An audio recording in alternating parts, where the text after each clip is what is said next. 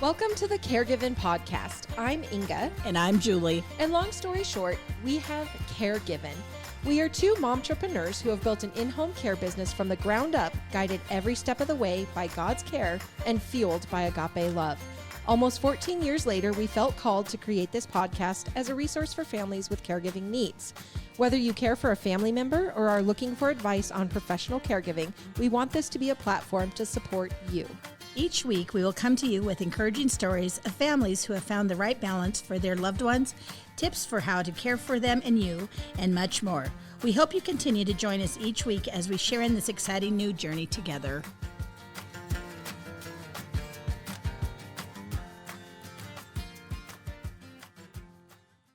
Hello, Sunshines, and hello, Julie.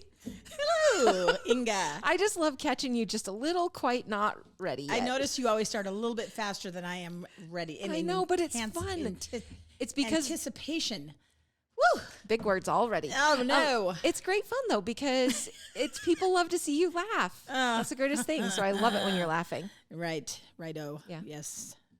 Anywho, so I'm going to be the first to admit that I am really unprepared for this because generally we have an outline, to at least kind of keep us on track, and I don't have that today. Yeah. Sorry about that. I think I had one job. One stinking job, and I just Inga. didn't get it. You think we can make it through? We'll try. Okay. It's like we've done a couple of these now. Yeah. So let's go ahead and just talk about our verse, and then we'll just pretend like we know what we're doing. Yes. Okay.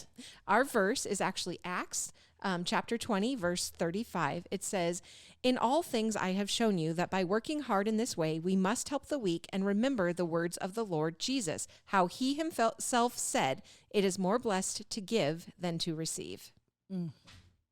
I picked that on purpose for this topic. Yes. Would you like me to expand on that? Please do. So, earlier this week, we had a situation in the office where basically I did not have a caregiver that could go help a certain client because he was harder than a lot of them in terms of having to be cleaned and everything, maybe in bed, maybe stand him up to do the process. Well, long story short, I ended up having to work the shift. And God bless caregivers because it's a special, special heart that does those things. And I go in and I have the best of heart and intentions, but maybe not the finesse. And so as I was thinking about this gentleman and how I was trying to be as professional and as good as I could be, I was like, this poor man, we need to be able to help him today with this. And I'm trying to put myself in my right mindset because I don't go in the field because I'm really not as skilled as the 99% of our caregivers in the field, because that's their profession. And I'm in the office and just getting everything organized all the time. So in the field, I'm sometimes a fish out of the water, and ended up being quite the event because it was a day he was not going to be able to weight bear at all. So we had to do everything. And thankfully his wife was there and she had a way. So I was mostly the taskmaster where she was telling me things that needed to be done. But, we had to roll him and we had to wipe him and we had to pull this and do that. And I was just like, I feel really bad for families that are thrust into this kind of a scenario and have never had any insight or any training, because it's hard. This man had Parkinson's, and his legs were so rigid that we couldn't even pull them apart. And anytime you'd bump him, he'd say, "Ow, ow."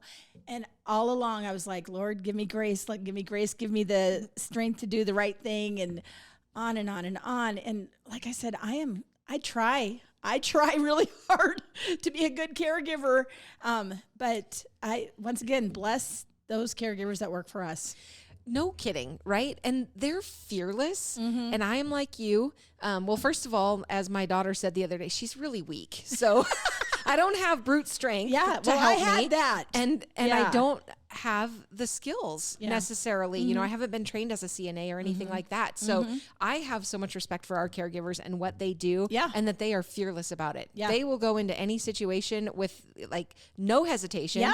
Supreme confidence Yeah. that they're going to be able to handle it, and they always do. Yeah. And God bless you for going and helping in that situation. You know, that confidence thing, I didn't have it, but the client did not know that. They just knew that I was there to help them, and being a big buff chick like I am, I absolutely got in there and did everything, and it all turned out wonderful. It was just fine. But the whole time, all of my insecurity was like, oh, be careful. Oh, am I doing this wrong? You know, so anyway, it was fine, but I had to get over a few things in my own head just to help this gentleman, because he's one of our harder clients. And so I was just like, well, he has to have the care. So somebody's got to do it. It is amazing to me, the resourcefulness of family members. And honestly, it's really actually surprising that more people don't get hurt. Yeah. Because I had a situation in a neighboring town not too long ago with a gentleman. Same type of scenario where very, very not able to help a lot. And the caregivers were saying, man, he's a really hard transfer. And then I talked to the wife and she's like, what are you talking about? I'm 90 pounds and I move him around all the time. Right. And I'm like, how are you not getting hurt by doing that? But it's just interesting to me. And we've seen it a lot in many, many home visits where, oh, well, this is how I move them, or I have them grab a hold of my neck. And oh, like, Lord. how are you not in the hospital right now? Oh, yeah. Well, and I'll tell you, a majority of the time, the man is much larger than his wife. I mean, the wife, she's been doing this quite a while for him now, but she's probably not even hardly 5 foot. Yeah. And so for her to even bend over their hospital bed and everything in the house, I'm just like, she's got something extra going on here now because of the ability to do what she's doing. Yeah. But anyway, as I'm thinking about it, as I was driving back to the office, I was like, we have to do a podcast on this and just help people know the very basics. Yep. If we can help them at least get the basics started, and then maybe get a caregiver in there that can train them, or somebody to help them. Oh my goodness. Lots of people are struggling because it's not easy. And I tried to act like I was all that and had it all together. And internally I was just like, oh, come on, Julie, you know this stuff. You've been around it your whole life now. You can do it. You can do it. But doing the hands-on is a lot different than just... I'm a lot more of a companionship type caregiver myself. Play cards, maybe make some food. Yeah. I give a foot rub. I know. But the one thing is, it's not just physically doing the job, but, rolling them to the side and pushing the chucks underneath and such. But just since I bear all on these, I have to be honest that I also had to consider smells because he hadn't been changed all night long. And so there was urine smell, there was a BM, and it was a big deal. Yes. In terms of somebody, you can't just walk in and do that. You have to have at least insight that this is a potential thing. But you're always surprised when you first pull back the blankets or whatever and you hit you like a wall. And so... Well, thank you again for doing that. That was the rest of the story. I do appreciate it. And we've always said that we don't ever want to ask our caregivers to do anything that we're not willing to do. Yeah. And so, just like you said, going and filling that shift because it needed to be done and there wasn't caregiver availability. And that's a lot that we do those things quite often, actually. Yeah. And actually, so that is why I picked that verse. Yeah. So. Well, good. Way to bring it back around. Yes. Okay, so good news story. Yes. What do you have for me? Well, so I it'll be on the show notes, but as I was on Yahoo the other day, it just cracked me up. There was a bunch of dads doing a dance routine, and initially they had all gotten together to do the dance routine just to embarrass their kids and surprise them at their dance recital. Oh. But at the end, it had gone viral because somebody put it on the World Wide Web, right? And they put the dance group together, and they're like the Puff Daddies or some darn thing. And it's just hilarious because they have all of these routines, and they're doing a tour. Oh, my gosh. Yeah. That's wild. All of these different ages of dads, but they initially just did it to embarrass their kids. And then they were way too good at it. Oh my gosh. Well, I did a mother-daughter dance with Bailey once. I didn't do it to embarrass her, but I'm sure she was embarrassed by it. It's not good. Oh. I have certain skills. Dancing is not one of them. Oh, I can shake a good thing. Yeah, you can. Yeah. It's just because you like to have a good time and cut loose a little. Yeah. Yeah. All right.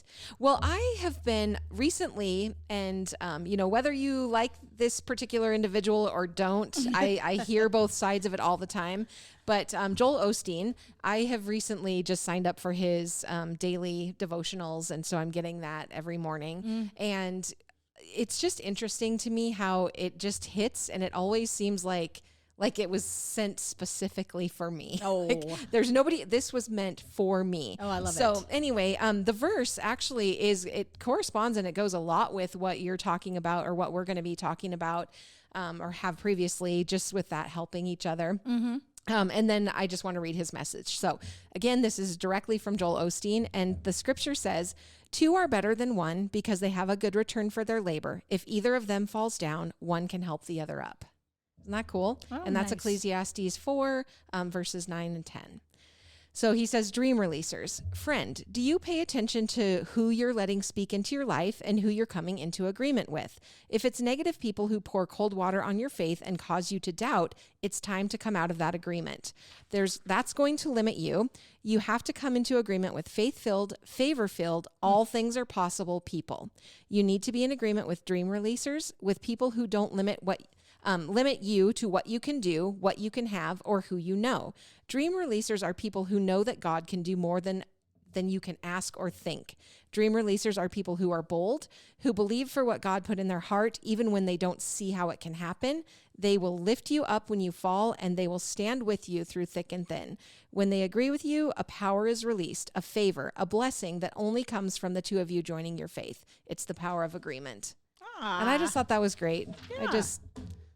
Really good. We always try to be collaborative and be there and be those people that, if you fall down, I'm going to help you up. And if I fall down, you're going to help me up. Yep. And yeah. So I thought that was great. Very and I good. wanted to share it. As we should all live that way. Heck yeah. Nice. All right. So if Good. you have a good news story or a verse that you would like to share with us, please email those to thecaregivenpodcast@gmail.com. And let's just get talking about what we're talking about today, which is, we're going to start with how to change a bedridden patient's adult diapers. Yes. And Julie just gave us a little bit of a clinic on that. But we're going to actually go to some articles from Very Well Health. Yeah. Yes. Basically, properly positioning somebody is going to just, bottom line, make them more comfortable. I mean, there are times when you walk into a house and somebody doesn't know how to move somebody and they're all just crumpled up in the fetal position. And thankfully, the people that I with had a hospital bed, so they could up the top, up their feet, and the bed could come up and down. But not everybody has that. So I do recommend, if there's any way that somebody's bedridden, that you are getting a hospital bed. That will help not only them, but also you. And underneath it, he had one of those really nice, the mattresses that blow. It's supposed to help with like those pressure. Yeah, the pressure sores, the bed sores, all that. And so you got to do something, even if it's just an egg crate type mattress. You've got to really watch for the bed sores. Yeah. But anyway, it's harder than it looks. And you have to have some skills. So how to make the bed properly?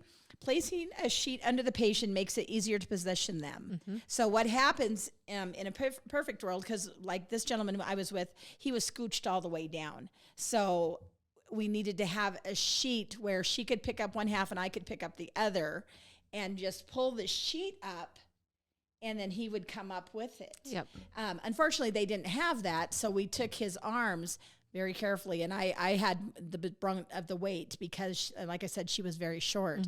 And on the count of 3, and you have to work together as a team. 1, 2, 3, and do it. And that is something that you have to do together. Now, question for you. Does she normally have a draw sheet or? There was one under there, but the way he was scooched, okay. was not even in the right place. Gotcha. Yeah. Yeah. So basically, it's a slide sheet. It's designed for the purposes of making the materials slide easily along the fitted sheet. And she had also found a chuck.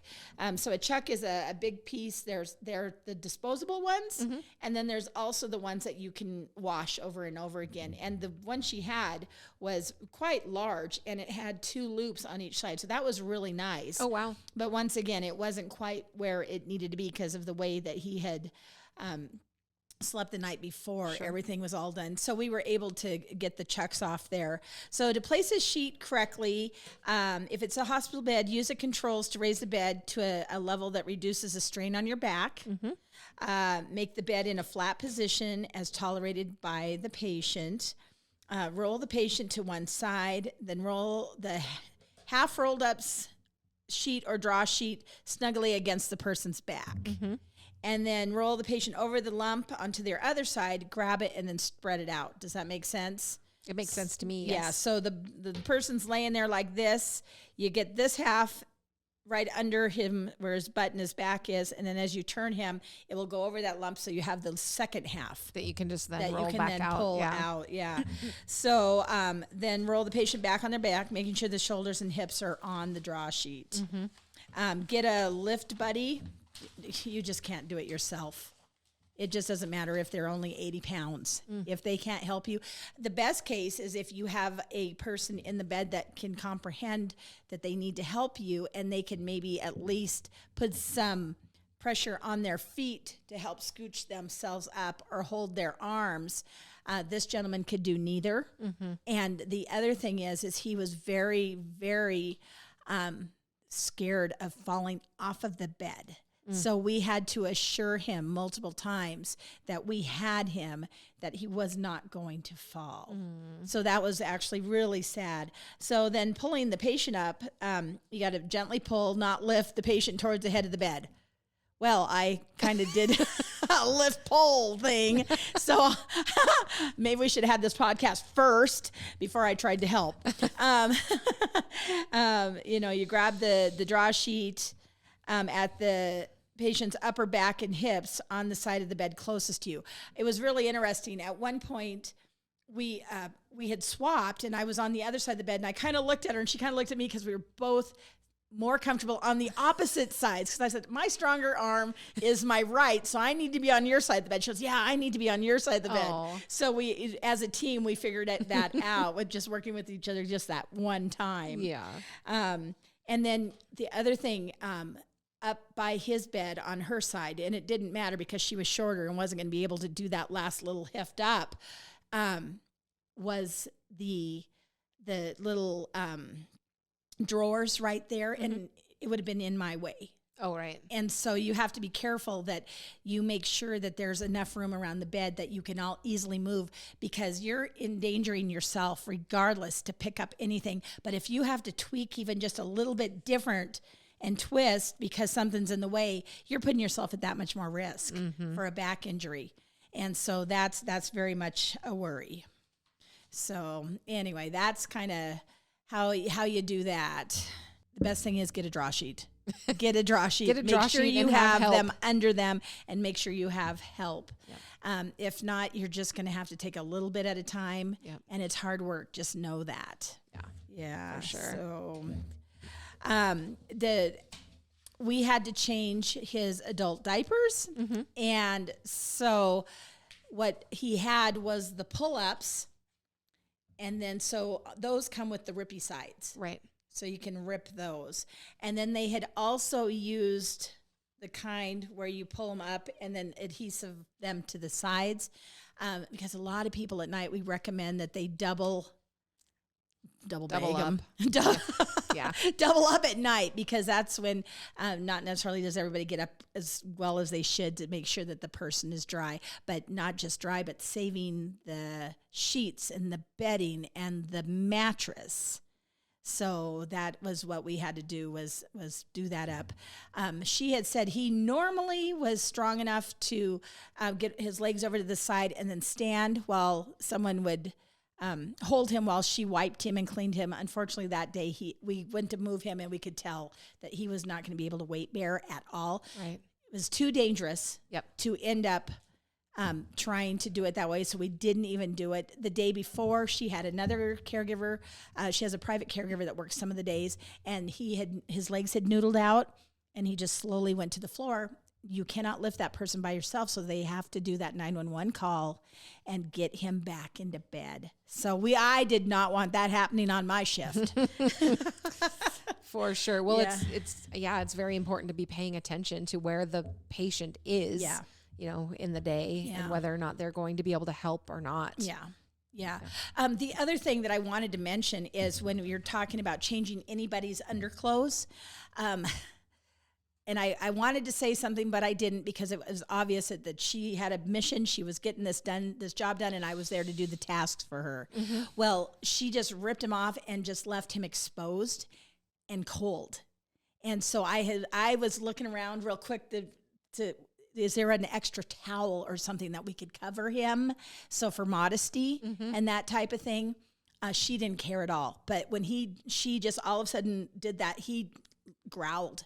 He's not able to speak, and so his response was that he was able to. We were cleared to know that he was cold, but she had just kind of taken off the blankets and then all of a sudden ripped everything, and there he was in all his glory. And and if it would have been me, I would have had a towel, like even a hand towel, just to put across his middle, just because he had never seen me before.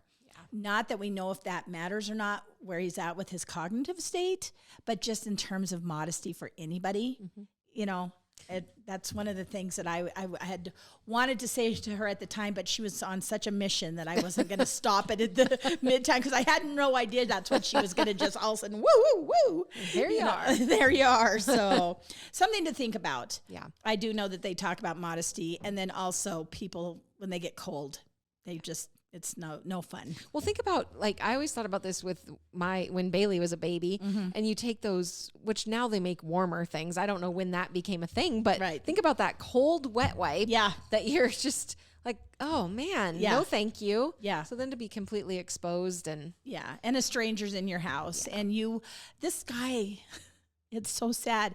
He's really not very old. And he's in his early 70s with Parkinson's. He was a NASA scientist. So this man, to now be in this state, it's just anything beyond anybody's belief of what could really happen to you as a successful, intelligent, powerful person. It's pretty sad. Yes, getting old is not for the faint, right? No, some of these diseases are just downright mean. Yeah, they really are. Yeah.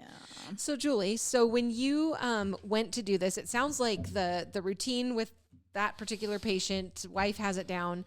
But if we were to do this in a manner where we're trying to be as prepared as we can, there are things that we're going to do, right? Yeah. Things that we're going to do to be prepared for that. So basically, gloves. Did you guys use gloves? Oh, yeah. Okay, Believe good. me, I needed gloves. Yes. So you want to make sure that you have gloves with you. Yes. You want to make sure that you have your, the replacement, the clean diaper that you're going to put on, whatever it is. Have some sort of you can use a grocery bag or somewhere to dispose of, the items once you're going to be done with them. And then also you probably need to have those pre-moistened wipes or however you're going about getting cleaned up. Yep. And then also like a skin protector cream, a barrier cream. Did you guys have that? We did. Okay. She had everything in a box right next to the bed. Perfect. So she had all of that. And so she had everything. But once again, I think that our next day, if I had to go back, it would have been a little smoother. Sure. But she had everything, and then she had the different creams. And because he actually does have a red spot on his bottom that she's very concerned about and should be. And so, but every one of those things you listed, she had. That's wonderful. Yeah. It's basically like a diaper bag, essentially, just having these things. The only thing that you mentioned that they didn't have that I wish if you ever get to wipe my bottom, Inga. Oh no. Oh, God. Lucky me. Oh, we just lost everybody Okay, but there. what is it? What do I have to have if this day ever The comes? warm wipes. Yes. The warm wipes. These were not warm that we used on this poor guy. Oh, poor and buddy. So, I even think about like lotion. You know, Yeah. I always try to like Take your really get it in hands. my hands and get it really warmed oh up yeah, before. even the barrier cream is going to be chilly. Yes. Yeah. Oh, Yeah. the So worst. I insist on warm Okay, good. Everybody remember washcloths that. on my behinder. No cold, wet wipes on Julie's behind her when she ever ends up needing that Oh my assistance. God. Please, Lord, no. Ever. Same for me, though. Just, I mean, I'm glad you said it, so I didn't have to. All right, walk us through step by step, changing this diaper. I mean, you kind Okay. of did, but Yeah. Well, the official now. Let's Yes. read. Yeah. So wash your hands with soap and water. Put on a pair of medical gloves. And I want people to know that we actually supply gloves as needed to the caregivers. And then also when I do a home visit, I always say you're going to need to have these gloves. But we buy them a case at a time. Yes. And then if somebody needs them, they know to just call us and we'll get them ready for them, a whole sack of them. I always recommend that you just have some in your jockey box because you really never know when you're going to need gloves. And in a situation where I ended up wiping a bum and it was soiled, you couldn't do it without the gloves. I Right. mean, you could, but that's a really bad idea. Really Very, bad very idea. bad We have idea. to keep everything as sanitary for everybody as possible. So don't forget the darn gloves.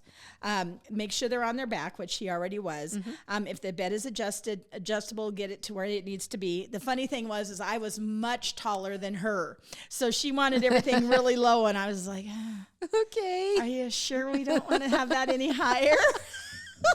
Positive. Oh, yeah. Unfasten the tabs on the soiled diaper, tucking the side farthest from you under the hip. With one hand on the hip and the other on the shoulder, roll your loved one away from you onto their side. This guy couldn't help with anything. Right. So it literally took one person to move him. The other person then was, and I pulled him towards me so he could see that he wasn't going to fall off the edge. And then she was there doing her side. And then we did it the opposite way where he was facing her. And then I got to finish up the nice clean job. Sure. If you've tucked the diaper far enough under the hip, you should be able to pull the diaper out from under him. Roll the soiled diaper inward as you remove it to contain any mess. That was my biggest thing is, well, we talked about everything here. There was a turd. And so I had to make sure that I did not then spread it everywhere. And so I had to make sure that Alyssa, I had to make sure that when I pulled the diaper that we didn't leave skid mark from head to toe. I just needed it in that one localized area. Okay? I was having a bad day, ladies. Okay. Alyssa. Anyway, so try to So contain. roll up the turd and keep it contained. Oh, Lordy. Anyway, roll the soiled diaper inward as you remove it to contain the mess. Place it into a grocery bag, which we did. Don't seal the bag because we're not done. We are not done. Then what you want to do is using the moistened wipes, thoroughly clean the diaper area. If you really like the person, they'll be warm. Front and back, yes. Avoid pressing or rubbing the skin too hard. His little bottom was already pretty red. So you're just trying to make sure that you get all of it off because you can't leave chunks of stuff. I mean, you can't. And I'm sorry, this is very blunt today, but we just, no crusties allowed. You know, you Glad we already had lunch. Yes. So anyway, you've got to get it all because it will dry. And then if it flakes, you can scare skin. Tear skin. Yes. Also scare tin. I'm getting wound up. Oh my gosh. It's my favorite when you get wound up. Danger. You may need to roll your loved one onto their back or side to clean the areas you can't reach. And it's true because everything gets tucked under or this or that. Place the used wipes in the grocery bag, which we did. Oh, with their loved ones still on their side, check for bed sores. That's when we did a skin check. We also then put she had 2 different kinds of barrier cream. One had more of a medicated thing, and then we put the white. And it's just like a baby Desitin. It's just really thick stuff. That's really good. It's important to do this daily and treat them appropriately when early signs develop. We've talked about skin sores before, bed sores. Apply the barrier cream. So then you open up the fresh diaper and you have to get it tucked back in there, and you've got to make sure all the vitals. Now, the thing is, guys, anatomy, there's a different, this lady actually used pull-ups, and she said, I put them on my husband backwards because there's more padding in the back, and she didn't want him to shoot the wrong way. So she had him put his panties on backwards for more protection. But the thing that I noticed, and I pointed out to her, is like along his hip, there was a deep red mark where that underwear had been kind of riding. You know how sometimes you wear a sock that's too tight? So it was a red mark. Indent and red mark. The indent. And it was actually quite red. And I said, it may be because he's not getting these on the right way that it's kind of wearing on his skin just because of it's, you know how, have you ever accidentally put your underwear on backwards? Don't tell me you haven't. Everybody's done it. Yes. And then you stand there for a minute going, wait a minute. Something doesn't feel right. Shake. Something's not right. And then you look and you get a tag that's hanging out in the front. So yeah, not. So same thing goes. It just ain't quite feeling right when you don't have your panties on, front and back front. It's a thing. Not that I've done it often. It's just when I have, I immediately know something's ski-wampus. So, Alyssa. Just the size. The size. Our producer is not impressed. All right, back to work. Pull the diaper from between the legs, remove any wrinkles, and fasten the tabs. For a snug fit, stick the top tabs facing downwards and the bottom tabs facing forward. Remove the disposable gloves, and there's a trick to that too. So you've got disposable gloves that you do not want to have. You don't want to have to scratch your nose. That's a bad idea. So you take it and you inside out it. And then with that hand, then you take the other inside. So they're kind of in a ball together, and all the stuff that you may or may not have been in contact with is on the inside, and then you delicately put it into the garbage plastic sack. And then wash and dry your hands thoroughly. I did a couple times just because then I wondered, for the rest of the day, you get a smell. And, when you're outside and you think you might have walked through skunk spray, you just get that smell in your nose for the rest of the day. Well, this was one of those things that I wondered all day long if I... The more you talk, the more I appreciate our caregivers, honestly. I know nobody, because nobody that does this as a profession is throwing a fit like I am right now. I'm just warning you, people. It's not easy. Thank and love your caregivers. And then return the bed back to the side. He had some sidebars that we put up, and then we folded his blankets, got him nice and covered up and all of that again, and then he looked really comfortable. And the other thing that she did that I liked is, besides having a normal pillow in the back, she also, those travel pillows with the U, she had that for his neck to keep him in a good shape so he wasn't, getting cockeyed that way. It sounds like she does. She does has been really very thoughtful with him. Really, really good job, except that the wipes were cold. But you got to give her a little grace. Yeah. And I decided if that was the only thing, but she was very cute because, he was looking at her and she goes, I'm your wife. Aww. I'm your wife. I'm here. We're cleaning you up. Aww. And we talked to him through the whole process, explaining what we were going to do so that it wasn't just a shock to him. And a couple of times we had to stop because he was tired. You could just tell it was exhausting to him to be tussled around. And she was so cute because she'd run to the kitchen and get him a piece of pineapple. And so we'd sit there and wait for him to have his little piece of pineapple because that was his treat. So she did that like twice during the whole process. Wow. So you do have to know it's not just one of those things that you can rush. Mm-hmm. You can't be in a hurry. You got to do it right. Go slow to go fast. And you got to take their cues. Mm-hmm. He growled at me a couple times. which shows displeasure. But I also knew it wasn't anything personal because he just was not happy to have to go through that. And unfortunately, you know, he's going to have to go through it again later in the day because we don't stop doing nature's duty. Anyway, so there's that. Okay. Yeah. And then we've talked about pressure sores and ulcers, I think, enough. Mm-hmm. The biggest thing is do get on them. The second you see that you've got a redness or something, you've got to get on it. We always tell our people, hopefully with people that are bedridden at that point, we've got home health in there. And we always, because they always have the best of the ointments and creams. The home health ointments are just the very best. Yeah. And also having a nurse follow up and make sure that our work is 100%, which it always is, but just to have somebody else with a different set of eyes looking to make sure that we've done our excellent job. Yeah. And basically just understanding that prevention is the most important thing. So keeping people clean and dry as quickly as possible so that they're not sitting in any of that waste and those bed sores don't working. Even start. Yeah. Yep. Yeah. If you can keep them from starting, that's the best thing. Yeah.